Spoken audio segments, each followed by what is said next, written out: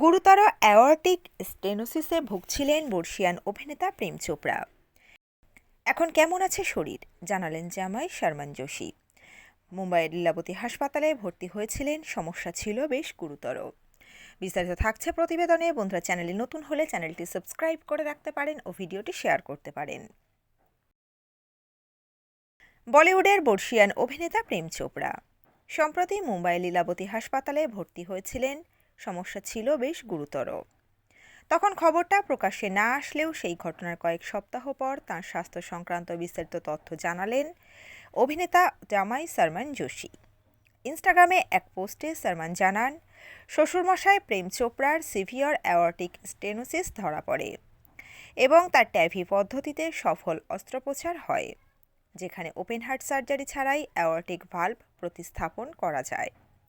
সালমান আরও লেখেন, চিকিৎসা অত্যন্ত দ্রুত ও সফল হওয়ায় প্রেম চোপড়া ইতিমধ্যেই সুস্থ হয়ে বাড়ি ফিরে গিয়েছেন। পোস্টে তিনি লেখেন, আমাদের পরিবারের পক্ষ থেকে কৃতজ্ঞতা জানাই বিখ্যাত কার্ডিওলজিস্ট নিতিন গোখলে এবং ইন্টারভেনশনাল কার্ডিওলজিস্ট রবিন্দর সিং রাওকে। বাবা তীব্র অ্যাওর্টিক স্টেনোসিস ধরা পড়লে ডাক্তার রাও অত্যন্ত দক্ষতার সঙ্গে ট্যাভি পদ্ধতিতে ভালভ প্রতিস্থাপন করেন। ডক্টর গোখলের প্রতিটি ধাপে পরামর্শ আমাদের ভরসা জুগিয়েছে। তাদের অভিজ্ঞতা ও নিখুঁত চিকিৎসাই নিশ্চিত করেছে জটিলতাহীন অপারেশন, দ্রুত আরোগ্য এবং সম্পূর্ণ নিরাপদে সেরে ওঠা। তিনি আরও জানিয়েছেন, বাবা এখন বাড়িতে আগের থেকে অনেকটাই ভালো আছেন। তাদের এই অসাধারণ সহায়তার জন্য আমরা চিরকৃতজ্ঞ। ইনস্টাগ্রামে সেই পোস্টে তিনি হাসপাতালের দুটি ছবি দেন, যেখানে প্রেম চোপড়াকে সুস্থ হাসি মুখে চিকিৎসকদের সঙ্গে দাঁড়িয়ে থাকতে দেখা যায়। ছবিতে আরও এক পরিচিত মুখ নজরে পড়ে, বর্ষিয়ান অভিনেতা জিতেন্দ্র। নেটিজেনদের অনুমান, তিনি প্রেম চোপড়াকে দেখতে হাসপাতালে এসেছিলেন।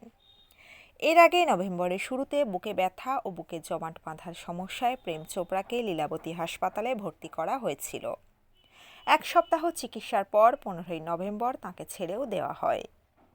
প্রেম চোপড়া তার দীর্ঘ অভিনয় জীবনে উপকার, ববি, প্রেমনাগারের মতো সব কালোজয়ী ছবিতে অনবদ্য অভিনয়ের মাধ্যমে দর্শকদের মনে চিরস্থায়ী জায়গা করে নিয়েছেন। 4 দশকেরও বেশি সময় ধরে বলিউড তাঁর দাপট দেখেছে, বিশেষ করে পর্দার ভয়ঙ্কর ও জনপ্রিয় খলনায়ক হিসাবে। দেশেই নয়, বিদেশেও তার নেগেটিভ চরিত্রগুলি ছিল সমান জনপ্রিয় ও আলোচিত। তো বন্ধুরা, এই আপডেটে ছিল এতটুকুই। আপনাদের মন্তব্য মতামত রাখবেন কমেন্ট বক্সে। খুব দ্রুত ফিরে আসছি এরকমই নতুন কোনো আপডেট নিয়ে। অজানা গল্প চ্যানেলের সঙ্গে থাকার জন্য সকল দর্শক বন্ধুকে অসংখ্য ধন্যবাদ।